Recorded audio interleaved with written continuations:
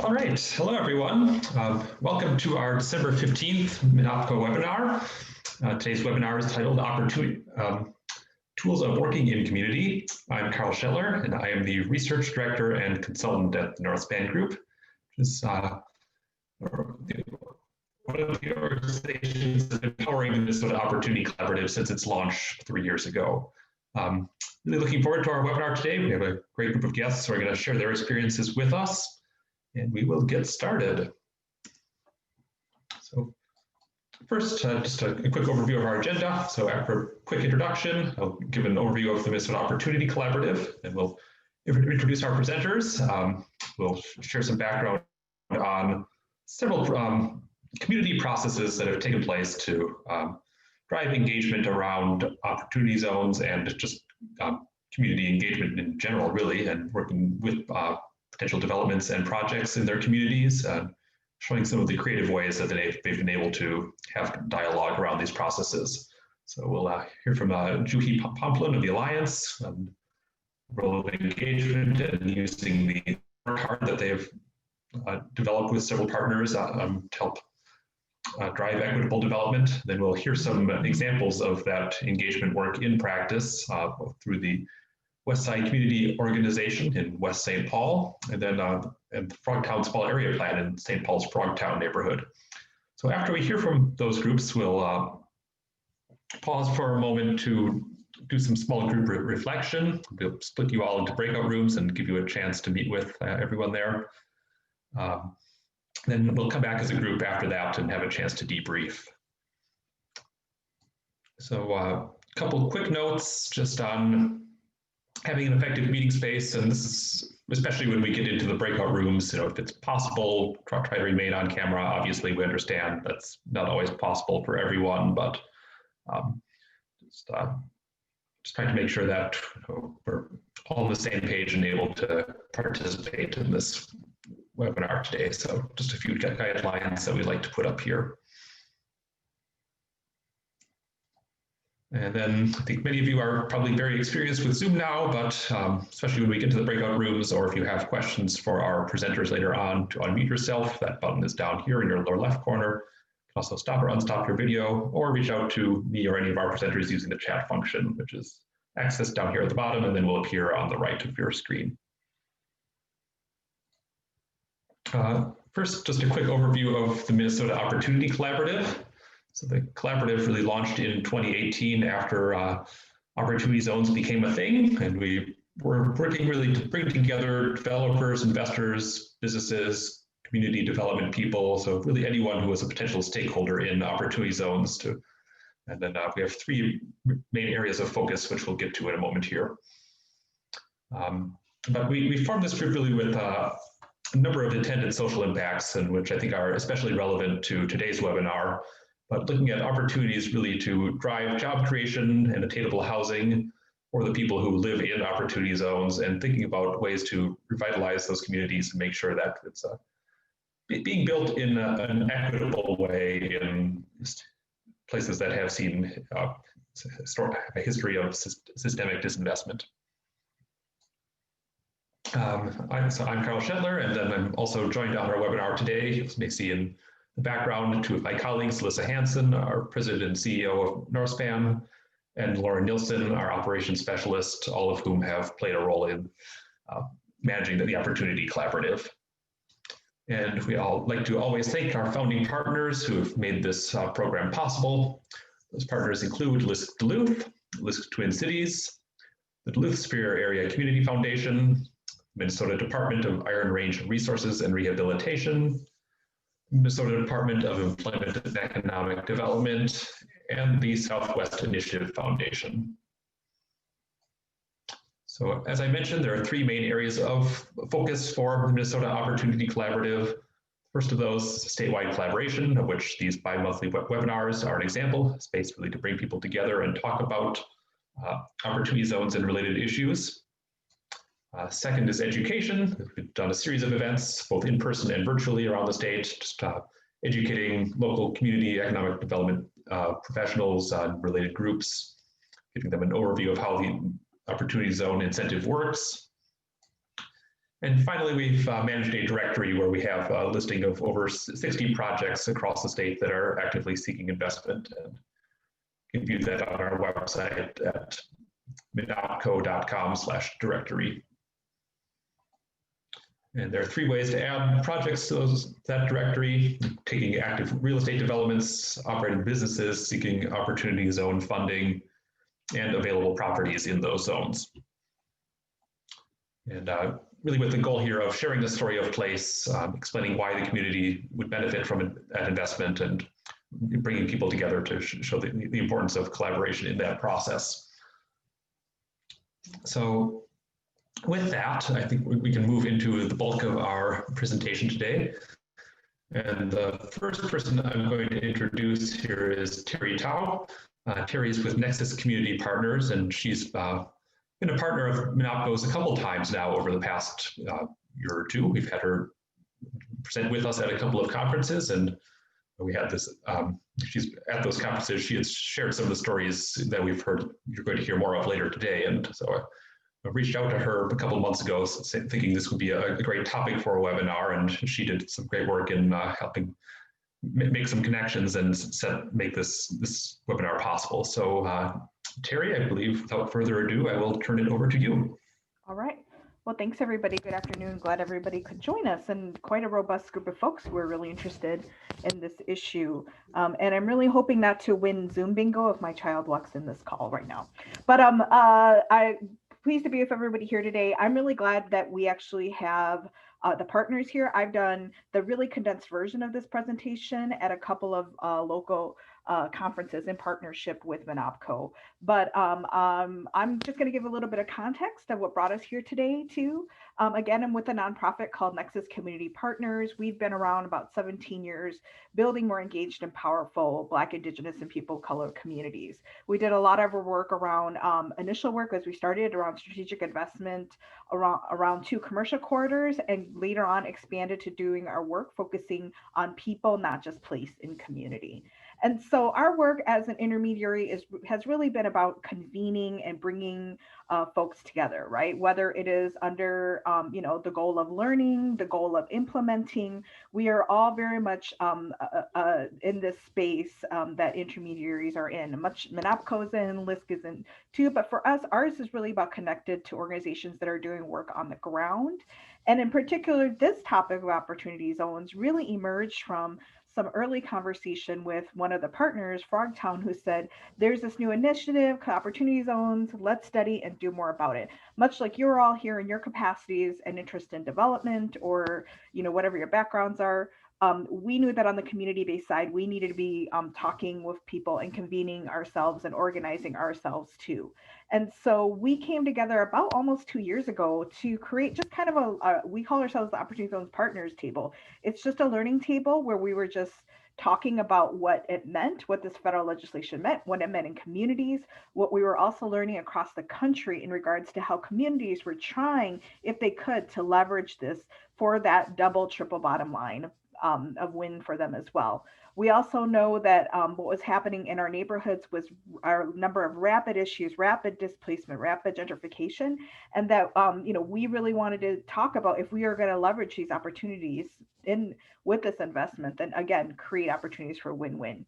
So we have been meeting, in person in before times, and then continued to meet throughout the year too to just identify topics where we wanted to learn. But as a result of just meeting, we actually were able to put together some a list of recommendations around kind of do no harm policies, right? If we're going to do these investments, we have to do things in communities like responsible relocation, right? That's actually based on a local ordinance in St. Louis Park that passed. We talked about exit strategies, post-requirement period, making sure market valuation was proportional to other rents. So we actually have a list of recommendations that we collectively created. And then of course, what was amazing at the table was the examples that you'll hear today from today's presenters who really talk about who are on the ground or sharing stories on the ground of what really happened when they looked at opportunity zones and other tools of how they had long been building relationships with community and engaging communities to really make determinations about what they wanted to see developed in their neighborhoods. And so that's just a little bit of context about the table that came here together. I'm super excited to have the partners here to tell their own stories. They've been kindly letting me tell their stories at those other events, but now we have them here today to do a little bit deeper dive.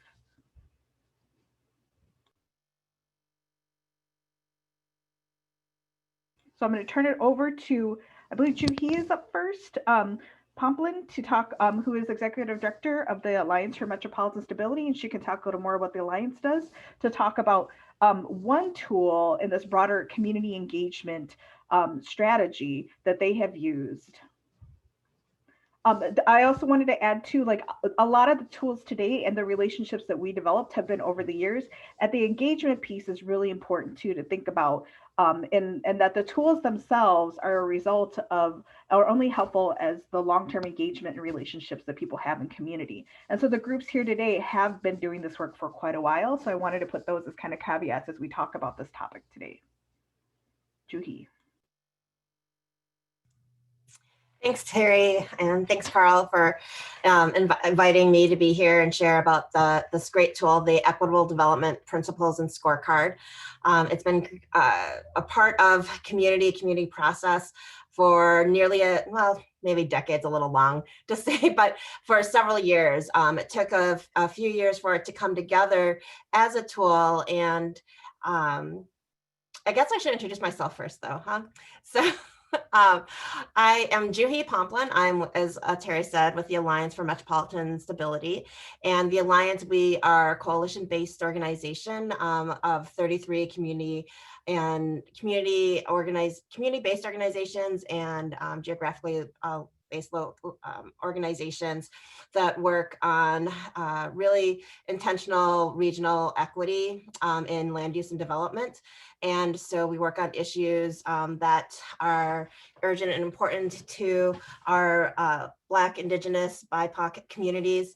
And our ability, really the focus currently is really our ability to stay in the communities that we have been with for generations. And so that is part of why the Equitable Development Principles and Scorecard got created, was because of pressures of gentrification, of displacement in our communities, in the cities, and in inner-ring suburbs that have been pressuring our communities to be dislocated. And so so that is the work that we do. We work on systems-based solutions that are created from a community solutions. So yeah, okay.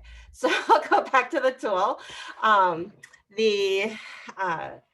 The scorecard, like I said, was created several years ago by over a dozen community-based organizations that were experiencing the pressure of development and investment in their communities in a way that, again, was threatening their ability to stay.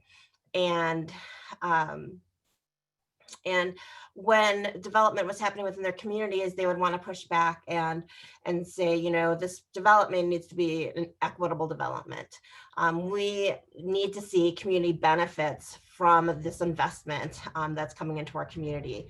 And as communities would say this to developers, to planners, if they were open to it, they would ask, well, what does that mean? What does that look like? And community often did not have a really clear answer.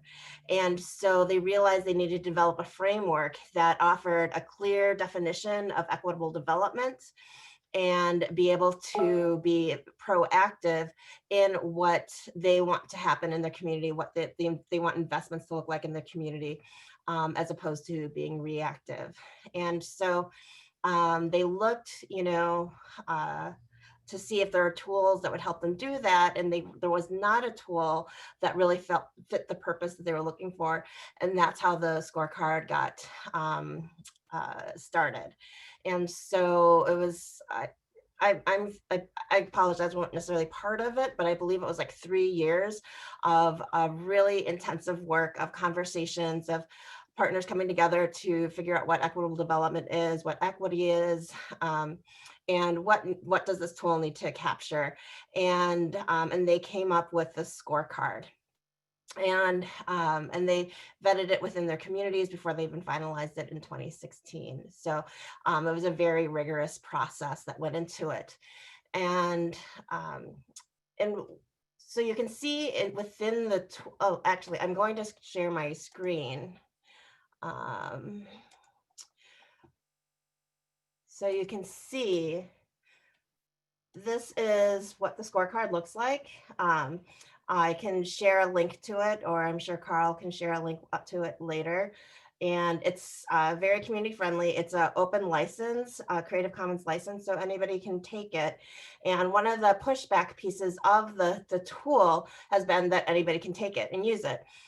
Equitable development, for it to live up to its intention, it needs to be done in relationship with community, with the intention of shifting power and shifting who has who gets to make decisions as to what this development looks like or feels like within a community, how it impacts the community. And so community ownership is very important, and partnership is very important in using this tool. You can see the number of organizations that were part of it. And within it, we have the scorecard tool itself. So the scoring piece that happens with it, then the scorecard, which is where you have the criteria and grade it. And I'll walk you through it really quickly. And then there's definitions that are part of it. If you're talking about affordable housing, you're often talking about area mean income and median income. And that is very confusing for a lot of people. From community, it's because it doesn't really reflect anything meaningful. To say area median income for the Twin Cities is $100,000. That's not real to our communities.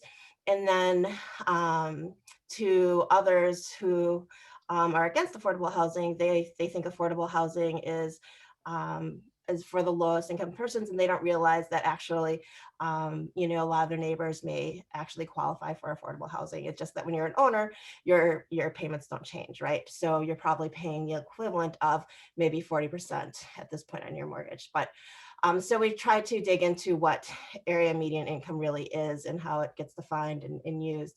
And then the glossary and definitions. You do all this conversation about what is equitable development, what is equity. You want to document it, right? So that people can benefit with it for the future. And so there's a definition section that also then helps bring community along too in the process of understanding development and how development happens and the jargon that comes with it. So it's a dictionary that goes both ways.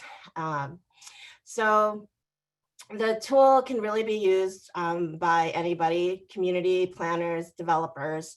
But again, it really needs to be in relationship to community and be shifting power.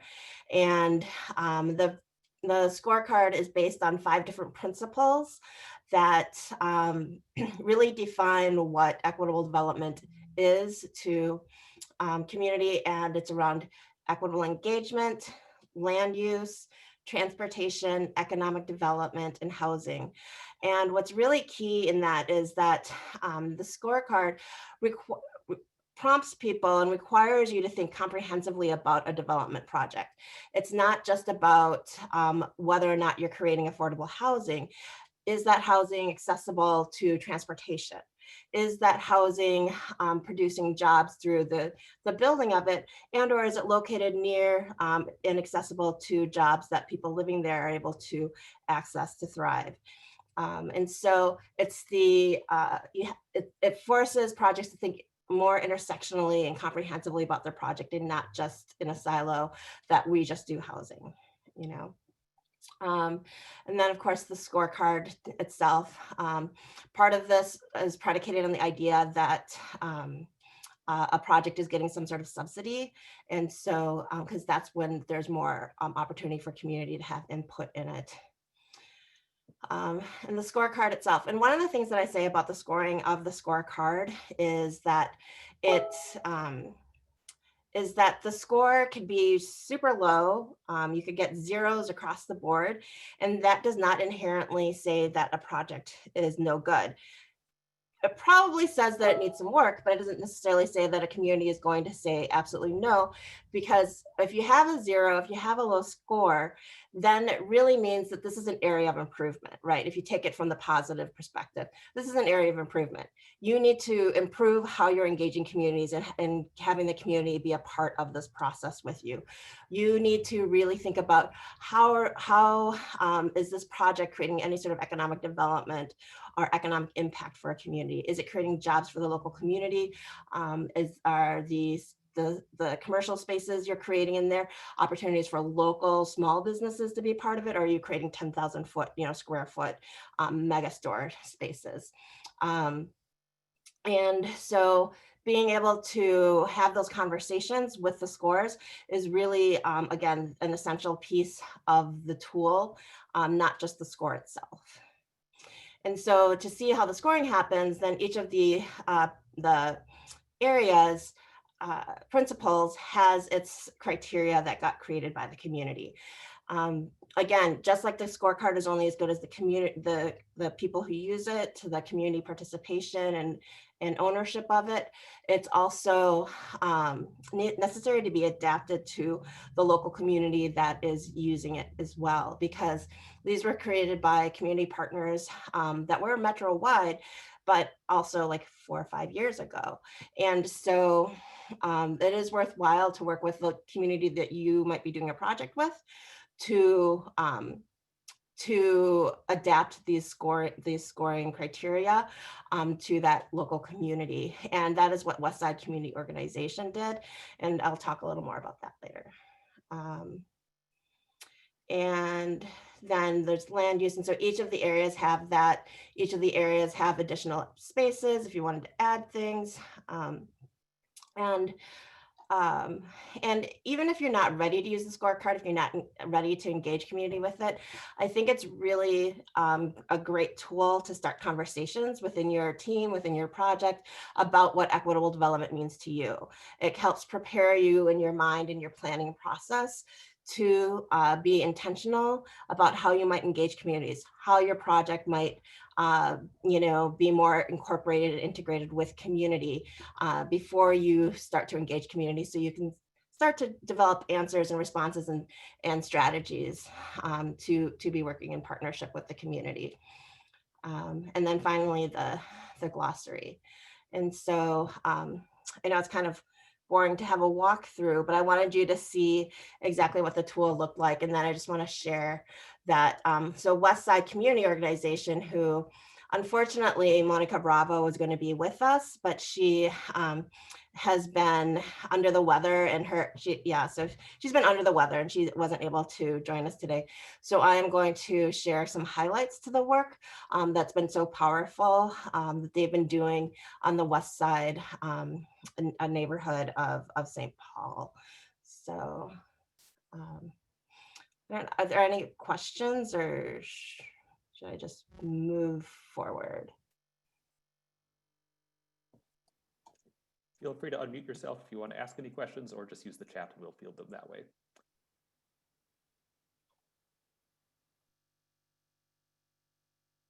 Right. It's a rule-breaking group. Nobody's using the camera. So, all right. So I'll just move on because the really exciting part of the story is not so much, what I'm sharing, although again, it's been just a fantastic tool, because this tool has been used not only for the purpose of being able to look at development differently and how development is done in a neighborhood differently, but it also has been an organizing tool for communities to be able to engage their community in a bigger visioning process, which is exactly what Westside Community Organization did. It has been used to influence how resources get allocated from nonprofits or government entities that invest in communities through different resource investments. And so thinking about, how, what is the return on investment for that allocation from that government entity, and thinking about that social impact of that investment, right? And how is it benefiting the community? And so they may not use the tool in its existing form, but they use it to influence the conversation and thus the tools that they use to evaluate how they're allocating money. And so again, I think for opportunity zones, I think that is part of the key piece, because what I was sharing with Carl when we were preparing for this conversation was that for the most part, I am an outlier as far as community nonprofit people who are willing to say positive things about opportunity zones. And it's not to say that I think the opportunity zones are a positive thing for our community, because I don't think that how they are lacking regulation and being implemented for the most part are not, I do not believe that they are a positive thing for our communities. But I think that it is something that exists that people are going to take advantage of. And so it's us as advocacy organizations, as communities that are trying to protect our communities to be able to stay in place, to learn about the opportunity zones, to figure out how to work with those opportunity zones, and then be able to work with persons like you who are really committed to making those positive social impacts of, you know, the job creation, affordable housing, and revitalized community that you named earlier, you know, and that is what we hope for from people who want to do projects within opportunity zones, and then be able, and that from there you want to then engage with those local communities to create something that creates true community benefit and is regenerative over, you know, over time, over generations, to build a community and strengthen the community and not strip it. And so that is really the intention of what we want to be able to do. And that's part of what the Equitable Development Principles and Scorecard aims to do as well, is to create that vision so that when a community and developer or planner come together, that they can be talking about how this project can enhance and strengthen the community in ways that they've already identified that they want to have happen. And so if you take a look at the Westside Community Development community organizations, Westside Community Organizations scorecard, you will see that reflected in their scorecard. And then also on that website that that Carl shared, actually, if you took it back like a click up from that just to the Equitable Development Principles and Scorecard resource page, there's actually a full on, it's in black and white because I don't have a color printer at home, but it's a case study, a full case study of how Westside has used the scorecard in a powerful way. And I don't know how much more time I have, so I can be quick. I'll be quick anyways. So Westside Community Organization, what they did is when they did their strategic planning, what they found was that equity and self-determination were high priorities. Again, this is a community that has been disinvested from, has experienced incredible environmental justice issues, and has but at the same time, because of their location to the river and downtown, are experiencing gentrification and displacement pressures. And so the community really wanted to elevate equity and self-determination within their strategic planning and future. And so Monica Bravo, who amazing community leader, amazing executive director for WESCO, she has an organizing background, and she knew that part of that was about building power within the community to be able to have that self-determination and to be able to self-define what equity is for that community. And so so she and her staff person, who is also an organizer by trade, well, they're both organizers per trade, they went out and started talking to community about the scorecard. And that was a short-lived experiment because nobody knew what it was. Nobody cared. I understand, as much as I love the scorecard, I wouldn't understand, you know, I probably wouldn't care either. And so they took a step back and were like, okay, we really need to assess this. And so, you know, it's that meeting people where they're at, right? So you can't just be like, what do you want this building to be? You got to be like, you know, what's going on in your community? What do you think is lacking? What's going on that you want to build upon? You know, how do you strengthen it? And, you know, when I used to be a neighborhood organizer, the question we always asked are, what are 3 things you'd like to see changed in your community? And from those top 3 things, you start to get a sense of what people's priorities are. You know, what are the issues in the neighborhood? What are the opportunities? Because they're saying this is what they want to see change. What are the opportunities of the neighborhood? And then be able to work from there, right? And so with their incredible engagement of talking to their community at events, door to door, just every which way, they engage not only the residents, but they also engage the businesses and the institutions there to get strong buy-in into this process of conversation about what they wanted this community to be. And then they also recognized that they needed to not just talk about where the community is at right now, but think about historically, you know, how is the community created? Because that history that created the community is what they had to reverse to be able to move forward in a positive way, right? And so they also looked at their history and how West Side became West Side, a transitioning community of Indigenous people to Latino and immigrant communities to what it is today, and understand the policies and you know, zoning and whatnot that created the community, and and then what do they need to fight and what can they do to move forward. And so they did this community learning process together to understand that and really own the whole place of West Side, to be able to then move into saying, you know, this is our West Side now, to this is what we want to see happen. And the community created their scorecard. And what is even more powerful about that, beyond having a community driven tool, is that then they also worked in partnership with the city of St. Paul to get the city of St. Paul to support their effort in the framework, so that their scorecard eventually became accepted as an addendum to their small area plan. So now projects have to conform to it.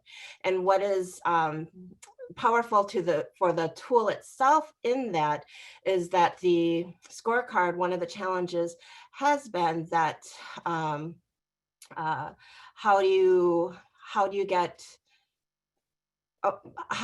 developers to actually talk to you on a serious level? So St. Paul now has it as an addendum for their small area plan, but developers have actually said that they appreciate this tool because they are able to come into a community, know already what the community wants, and be able to start a conversation early on with the community and be a partner with them, rather than feeling like they're always at odds with the community. And so that has always been a challenge with the scorecard. And WESCO demonstrated that it really can be a partnering tool. And now they are training their local residents in being the people to be at the table with developers as conversations and negotiations move forward to move towards community benefits from investments in the community. That was a lot. Thank you. Great. And then Juhi, do you want to introduce the Frogtown group also? Yeah, so I am excited to introduce Danielle Swift, an organizer over at the Frogtown Neighborhood Association. She probably has a fancier title than that, but Danielle Frogtown's been doing phenomenal work with their community as well, in working with the system of small area planning. Yeah, so there you go.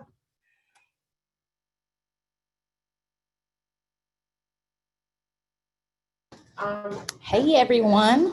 Juhi, that was a really good job. And so that you make me feel like maybe I should be sharing my screen too. I do have something if I have that ability. So maybe in a second. My name is Danielle Swift. I am the community organizer, the anti-displacement community organizer with the Frogtown Neighborhood Association. And so basically, we just organize with community to try to keep us all in place. So anti-displacement, AKA gentrification, which is a lot of what we see with development, driving some of that. So I'm here to talk about our small area plan, and I will share my screen. I do have that ability now.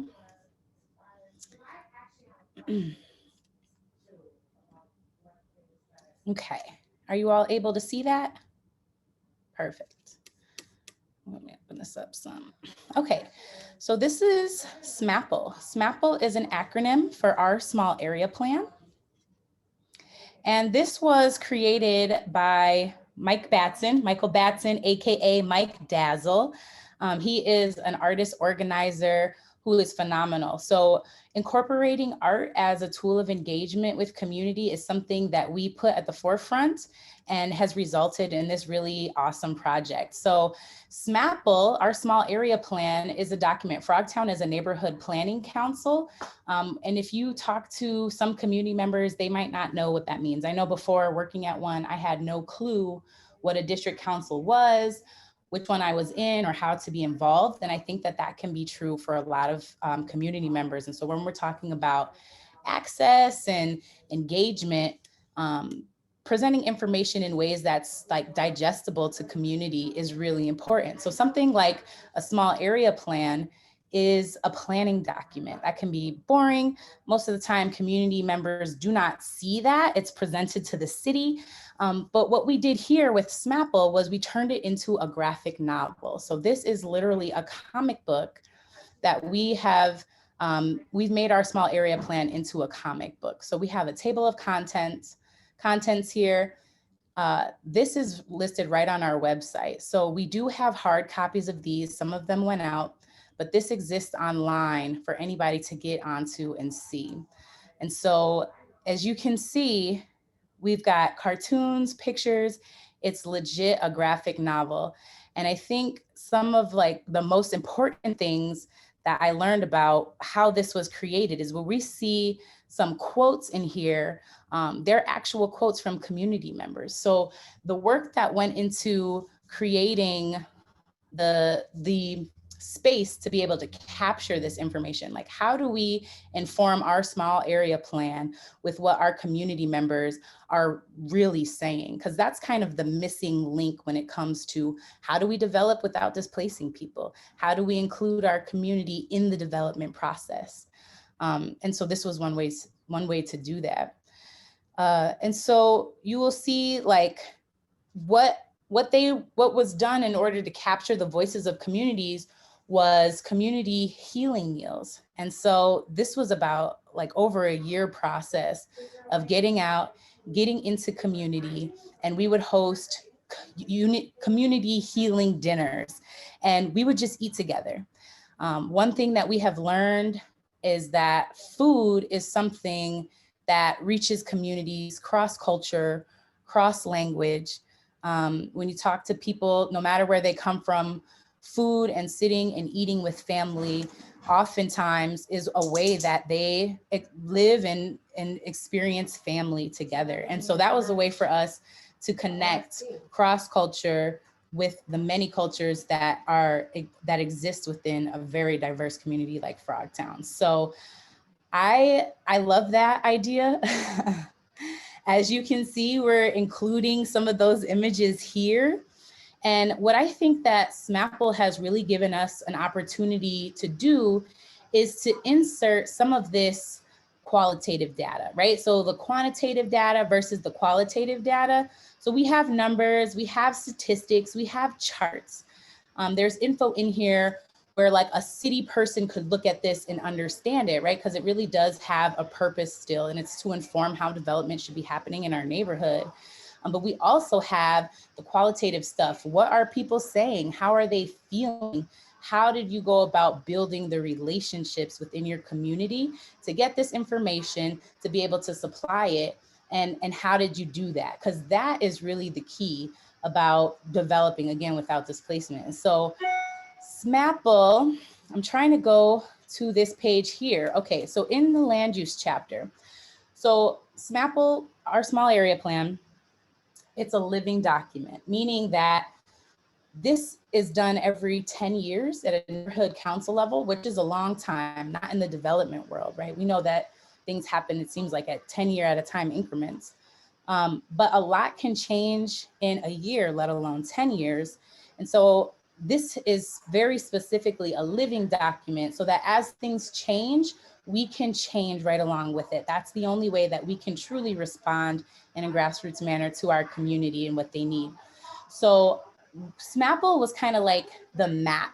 We went, did engagement, took what community was saying, put it right into our small area plan, And now we have this very cool, interactive, engaging tool to go out and reach a community. And so the next step, which is still a part of like the living document part, is our development without displacement, and how that has, sorry, one second here, how that comes across moving forward is like, we're like, okay, how do we keep this, stay true to this document and still work with it as a living document? And what we have done, what we found ourselves in, is like an implementation chapter. So each one of these chapters is represented by a character. So here you'll see Allie. Allie represents land use. These are our Smapolites. So Allie is land use, and then we have Earl. Earl represents housing. And those are the two chapters that we're really focusing on as we move forward from SMAPL in relations to the opportunity zone. So one of the things that I have seen in our work recently, how our small area plan is coming into play, is the language that is written out in this small area plan has been taken and put into an RFP that the city put out for a building of redevelopment. And so I think that my teammates, and I really have to give a shout out to Katie Royce, Tia Williams, Tusek Lee, and Mike Daz. They really were the core team that led the initiative of SMAPL. I'm coming in at the tail end and more of like the implementation chapters of this. And so I really have to shout out my team. And so moving forward, it's like, okay, now we have this very cool document. How do we make this a reality? How do we go into these chapters? How do we pull out Earl? How do we pull out Allie and continue on with these characters that have been created to keep up with the engagement, to make the information digestible by community and make it fun and engaging for us and for community members as well.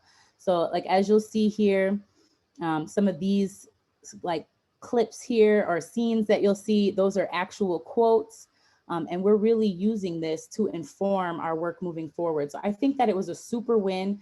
Big shout out to the team for getting this language that they took over a year to get and to compile straight from community that has informed the RFP for this, redevelopment right around the corner. And we're able to kind of, in a grassroots way, move forward and implement the structure of SMAPL. So I don't know if I have 10 minutes, and it always feels like much longer when you're going for it.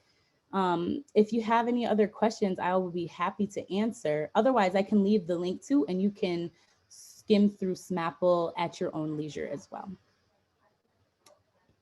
All right, great. Thanks, Danielle. Are there any questions for Danielle or for Juhi or Terry at this point?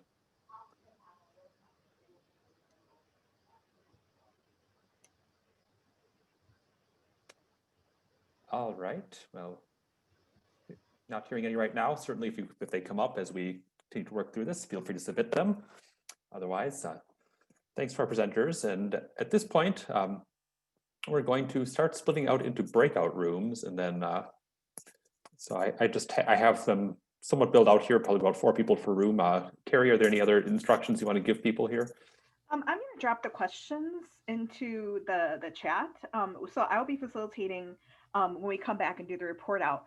But so we've thrown a lot of information at you. We've talked about 2 really neat tools, the scorecard and the SMAPL small area development. And thank you so much to Juhi and Danielle.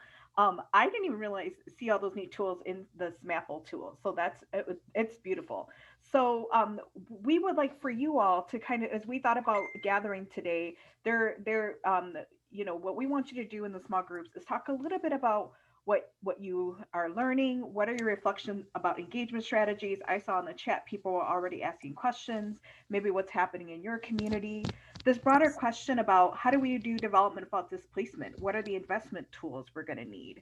And also, could any of these tools be helpful or useful in the work that you are all planning to do in your communities, right? And so those are the questions that we would love to have your folks to talk about in your breakout rooms, and then come back in we'll check in about maybe 20 minutes to see if folks need more time. And then, yeah, just we'd love to hear from the groups about what your reactions were. So I've dropped the kind of topics into the chat, and yeah, I assume somebody will do the Wizard of Oz behind the scenes breakout room. Yep. All right, here you go. You should get a link to your room.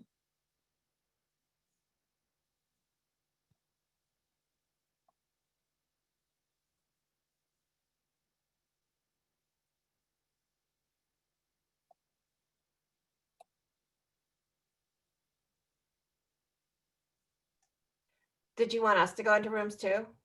If you'd like to, you can. Otherwise, don't feel like you have to. You're in a room with three other people, so they can handle if you don't want to. I just don't want to throw it too much.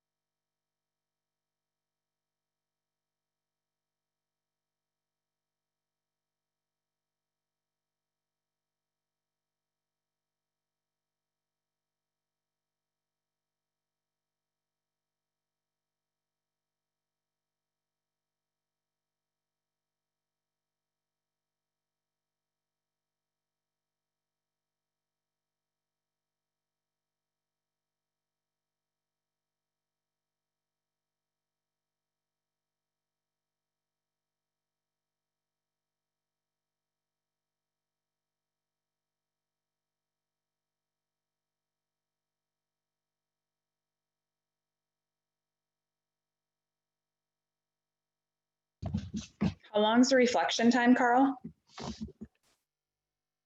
I can't hear you. I'm muted. I just gave people a 2-minute warning.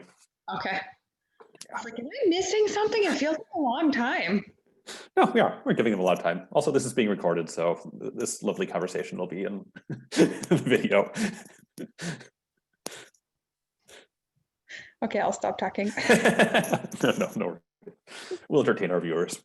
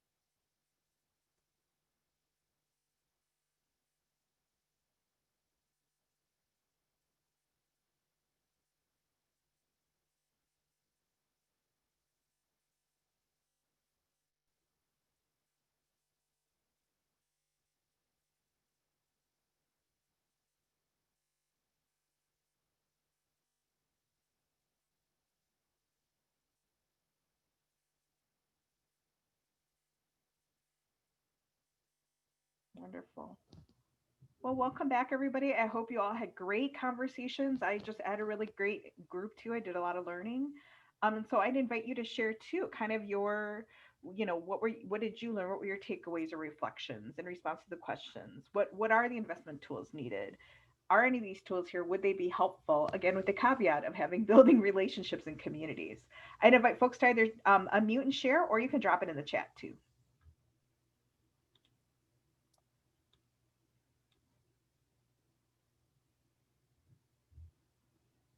So we were Hey, all. This is Jake from HUD. I'll share. I appreciated the conversation with Terry in the breakout.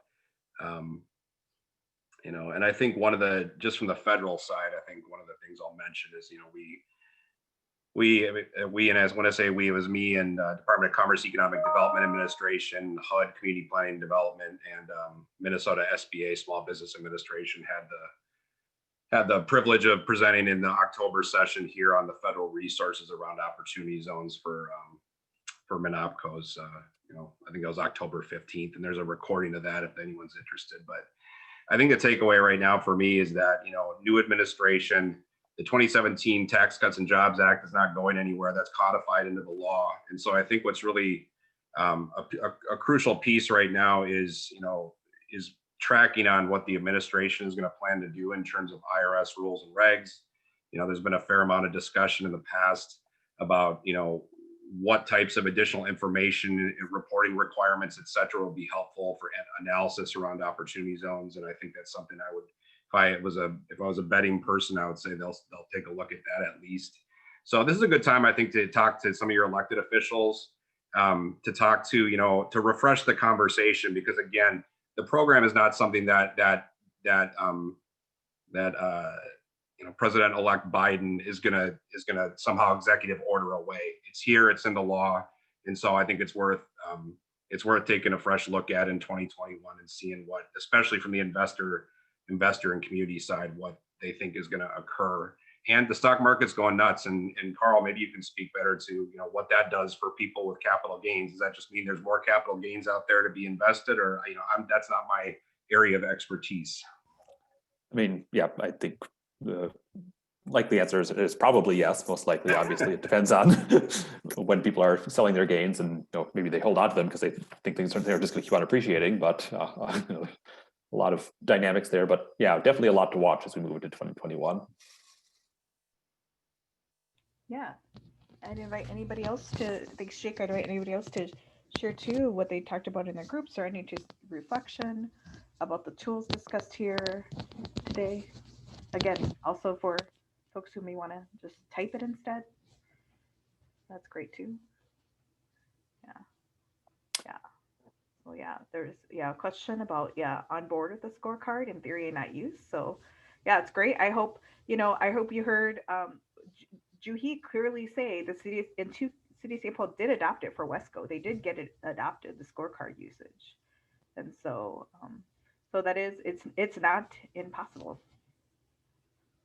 And I'll say that they started engaging the city and their local planner early, and that early and often. And so their planner was able to buy into it as they were working on it, was able to see the robustness behind it, and then ultimately advocate and support it as it continued to move through the city process to be adopted. And that said, now we are working, there's a group of us, so St. Paul is made up of district councils. And so there's a group of district councils that have come together to meet with the City of St. Paul Planning Department to think about how the city can support them to replicate that model for their communities as well.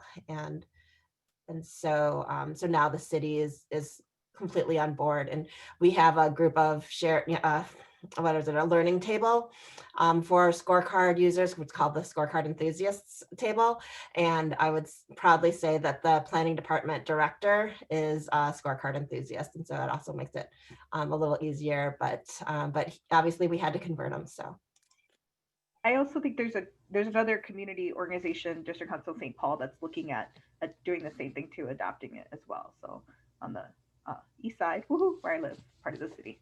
Mm-hmm. Any other reflections about the use or questions? I have a question. Is it create conflicts if only parts of the city are adopting the scorecard? How is the city navigating that? And I ask that as a policymaker. So the small area plan is, as you would know, is dedicated to that small area, that district. And so it's not creating conflict with other parts of the city. It's part of the way the city does its planning, and thus, it's already kind of incorporated into how they function with that small area plan and incorporating it. If the city was not set up that way, I think that the scorecard is a very local tool. It can be used on a broader scale, but it can also be a very local tool. And so if a part of a city wanted to use it, I think that it's about the communities that are going to be most impacted by a project having that power and ability to have input and vision for what that development investment looks like in their community. I'm just gonna go a little deeper. How about when it impacts the UDC and some of the zoning codes, because there's certain areas of the city where you want certain buildings, and serving on the planning commission, I would say sometimes if you change one neighborhood and it's good for one area, another area might want it and say, you've done it over there, so that's not fair if you don't do it over here. And maybe that's too much in the minutia, but I just see that as how would that be navigated?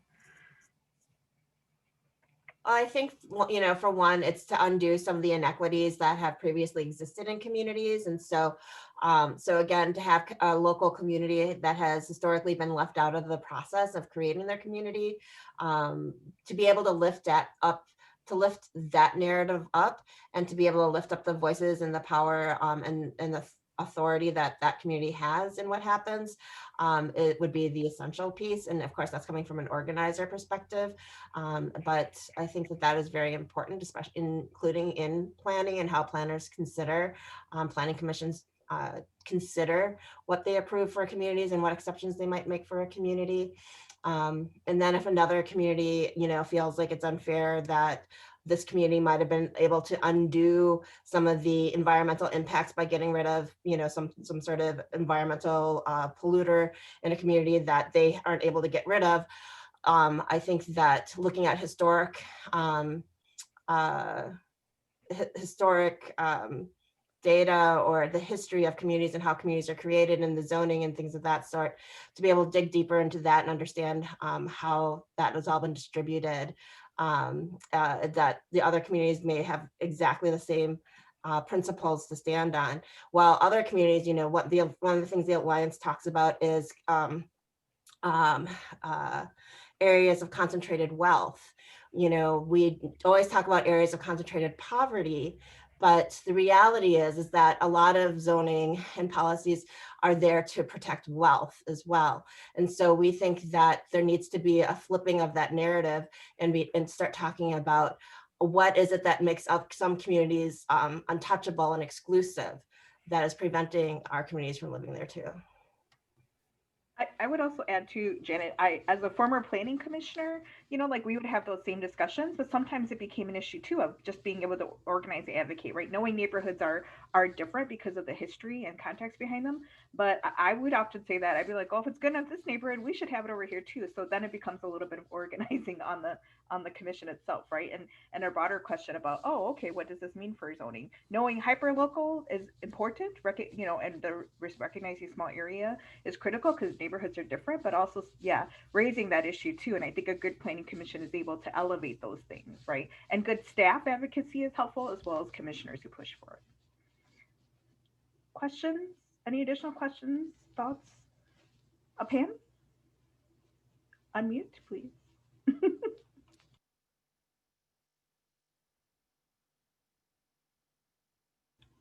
Oh, Pam, we'd love to hear you. Okay, thank you. There we go. There we go. Yeah. I made it. I'm with LISC in Duluth, and there's a few folks here that are working with us on our Opportunity Zone project. It's a Bush Community Innovation Grant. And one direction that we have identified is that there are developers who are looking for social impact investors. They're looking for ways to be able to fund their projects by showing that it's going to meet community needs. and so we're developing kind of an approach together. We haven't rolled it totally out, but finding a way to ensure that the neighborhood is at the table, identifying the community needs, looking at the neighborhood plans, but also having an engagement. What we're finding already that's harder about this is that these are private developers who don't necessarily have to show their plans or be at the table. So I guess the model that we're looking at, though, we're finding that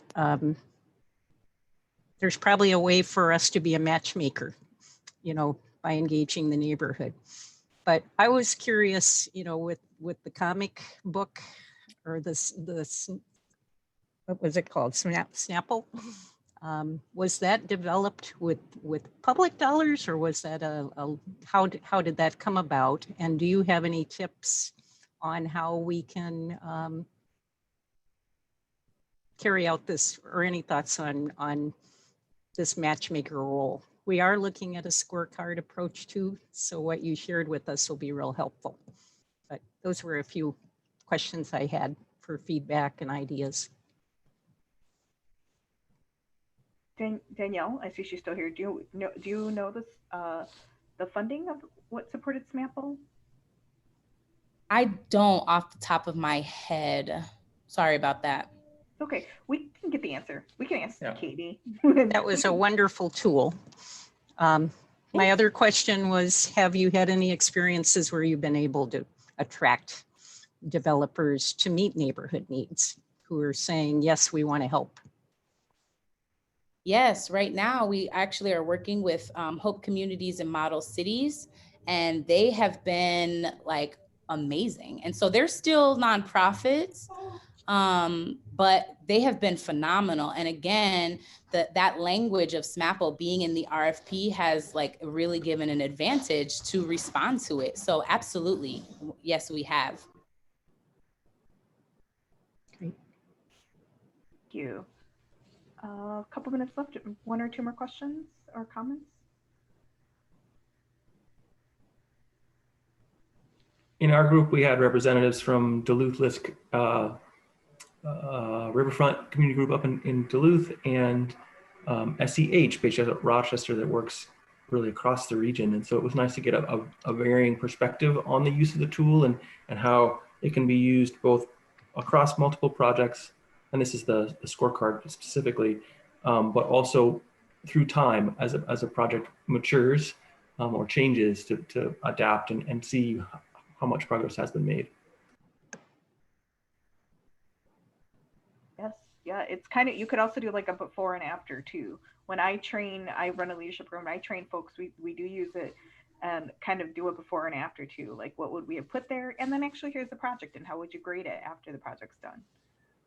Any last comments? Otherwise, I'm actually going to invite Juhi to say any last words about the scorecard and Danielle about SMAPL too and tools and engagement relationships with communities as we close out. Yeah, go ahead, Juhi. Nope, you go ahead. So I was just going to put in chat that the link to the resource page for the scorecard. We also have case studies of how other people have used it, so you can take a look at, and then other versions, adapted scorecards that have been created or been influenced by the scorecard. So you can take a look at that. It's a handful right now, but it's really, it's a growing body of use, just as I think Eric just mentioned. It's really been picked up, and so we're hoping to get more out there. And I just hope that you look to really define the communities that are most important to include in your planning processes, and that need the benefits from opportunity zones in your opportunity zone work, and engage them early and often, and really shift some power so that they can name the benefits that need to happen from that project. I think that I would just add that no matter how great your tool is, sometimes they can be double-edged. And I think that that's something that we should keep in the forefront of our minds. What is going to solidify your tool and keep it working to benefit community is authentic relationships. And so just keeping in mind that in organizing, relationships are gold. And no matter what tool we have, without them, we won't be able to be successful. So. Thanks, everyone. All right. I just want to say a special thank you to Terry, to Danielle, to Juhi for your presentations today. It was really great having you, and hope that you all enjoy the discussion here. It's maybe a break from our normal webinar format where we've really got a lot more interactive, and I hope you're able to take something away from that and get something useful, and maybe even meet some new and interesting people along the way. So just want to say thank you to everyone for attending today. This concludes our 2020 Minnesota Opportunity Collaborative webinar series. Stay tuned for 2021 programming. We haven't made any firm plans on what that looks like yet, but I think there's certainly hoping that there will be an opportunity for a few more webinars, potentially looking at things like, as Jake was mentioning, changes to regulations, and always looking for great stories or examples of people using tools like these in practice. So if you have other thoughts or heard other stories related to opportunities and projects that you think would make great case studies or fits for this webinar series, feel free to reach out to me. And you can look for more information on us on our website at MNOppCo.com/events. You can see a recording of this one if you enjoyed it so much you want to watch it again. And then we also make sure that the links to the scorecard and the resource page and SMAPL are also included on that. That event page also, so that if you want to find those, we'll have those in one place. So with that, unless there are any final questions or comments, I think we will be adjourned. Thank you very much, everyone. Thank you. Thank you.